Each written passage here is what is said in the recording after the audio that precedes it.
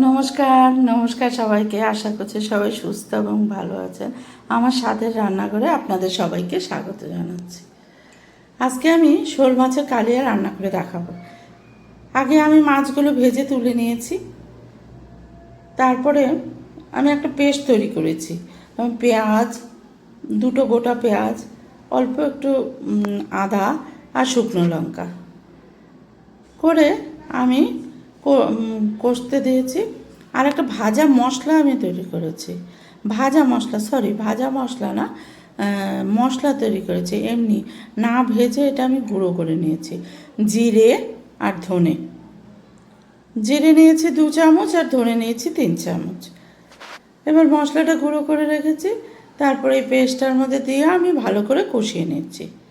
সঙ্গে দিলাম 1 চামচ হলুদ আর সামান্য একটু কাশ্মীরি লঙ্কার গুঁড়ো দিয়ে এবার ভালো করে কষাতে থাকবো জিনিসটা যতক্ষণ না পর্যন্ত তেল ছেড়ে দিচ্ছে। এবার একটু টমেটো সস যোগ করবো এতে।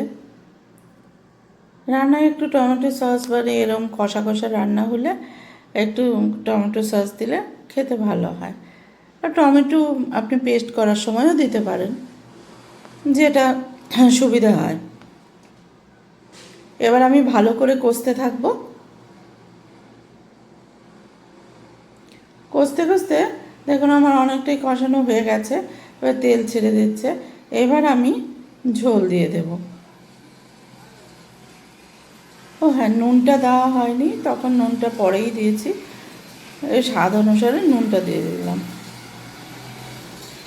এবার কষানো কমপ্লিট। এবার আমি জল দিয়ে দিলাম। বন্ধুরা, আমার ভিডিও যদি আপনাদের ভালো লেগে থাকে আপনারা অবশ্যই লাইক এবং সাবস্ক্রাইব করে দেবেন এবং বেল নোটিফিকেশনটা প্রেস করে দেবেন, যাতে করে পরবর্তী ভিডিও আপনাদের কাছে সহজেই পৌঁছে যায়। এবং আমার ইনস্টাগ্রাম আইডি থেকে একটু ফলো করে দেবেন। ঝোলটা ফুটে উঠেছে। এবার আমি একে একে মাছগুলো দিয়ে দিচ্ছি। একটু বড় শোল মাছ হলে এই কালিয়াটা খেতে ভালো হয়। দেখুন আমার ঝোল তৈরি হয়ে গেল। কি সুন্দর লাগছে কালারটা, আর খেতেও অনেক সুস্বাদু হয়েছিল। আপনারা এক একজন এক এক রকমভাবে করে খান। এইভাবে একবার করে খেয়ে দেখবেন, খুব সুন্দর হয় খেতে। গরম গরম ভাতের সঙ্গে খেতে দুপুরে জমজমাট হয়ে যাবে।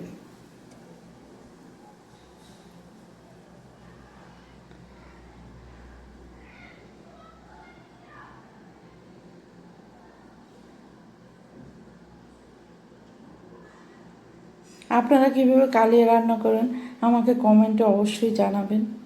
এক একজন এক একভাবে রান্না করেন। এতক্ষণ আপনাদের মূল্যবান সময়টি দিয়ে আমার ভিডিও দেখার জন্য আপনাদের সবাইকে অনেক অনেক ধন্যবাদ।